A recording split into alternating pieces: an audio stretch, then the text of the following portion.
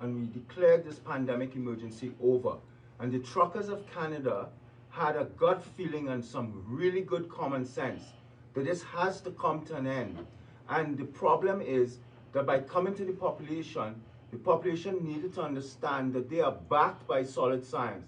And that is where people like myself, Dr. Hodkinson, Dr. Poness, etc. have come forward, because we know 100% of the science is behind the trucker. The Canadian trucker is backed by solid science, not the government positions.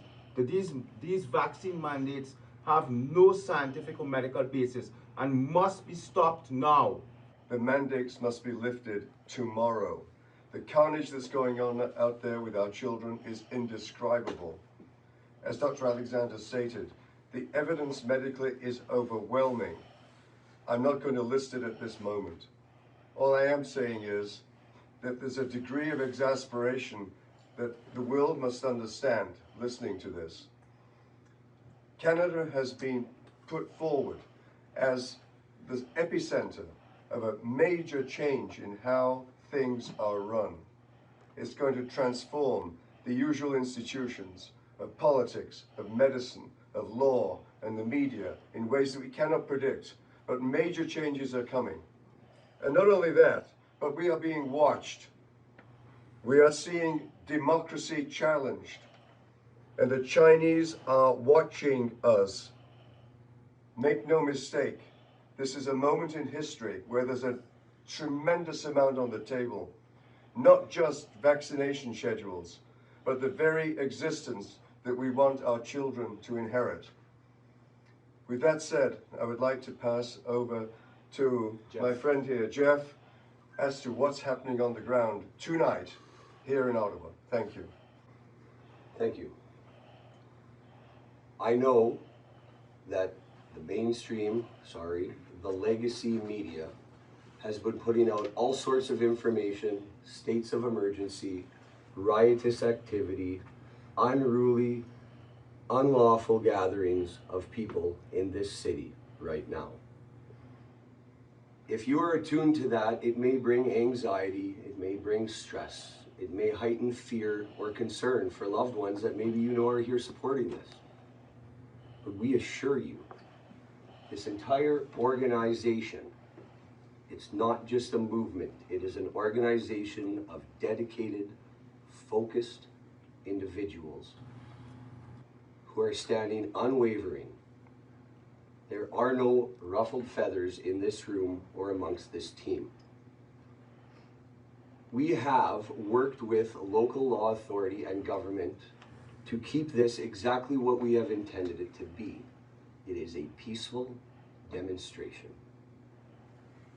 We have complied by opening up access roads on every road that we have accessed or parked on with trucks and support vehicles.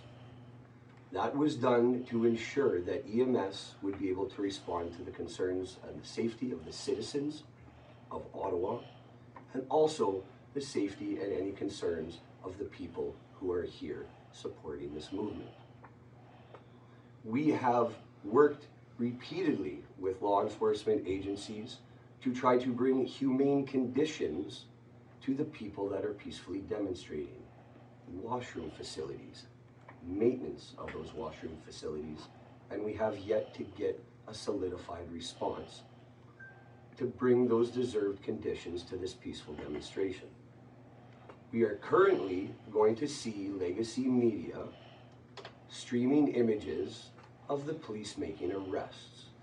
They're currently treating this now with catchphrases, occupation, terrorism, and all sorts of very low-level commentary to try to sway people's opinion.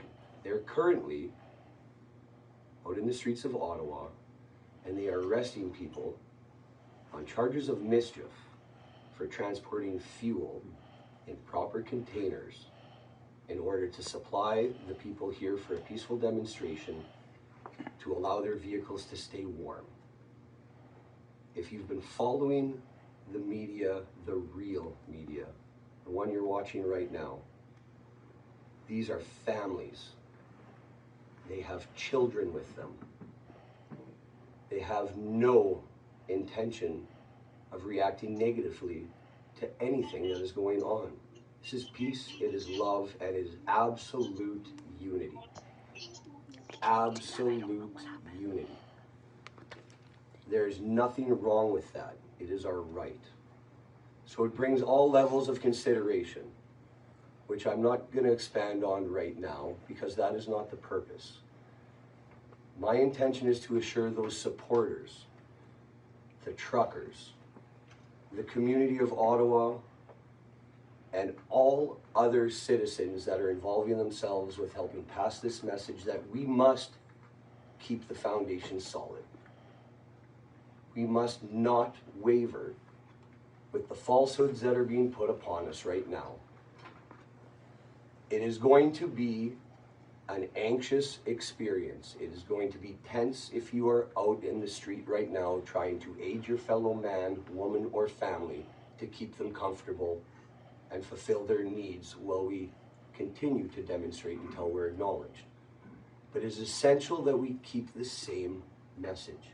It is peaceful. It is unified. We will not have shows of violence at all towards law enforcement, and we must understand they are doing their job. They are doing their duty to protect the citizens.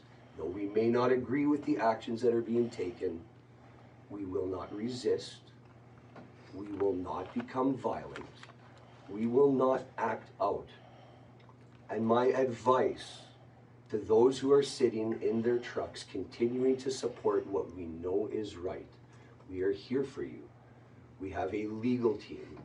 If you are charged or arrested for any reason, my best advice at this point is to be calm, with zero comment, to comply with the instruction given to you with the officer that is engaging you. If they ask you to put your hands behind your back, simply do so. No gestures, no comments, no nods. Simply follow that instruction and be peaceful about it.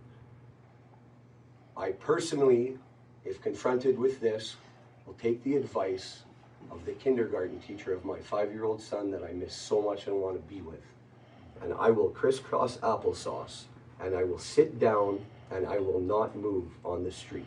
And I would suggest you consider that as a very effective way, to approach a situation that has clearly spun out of control through leadership that has tried at every single corner to disarm the voice of patriotism, unification, democracy, and freedom.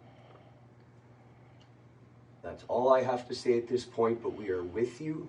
Please be calm. We will endure. We will not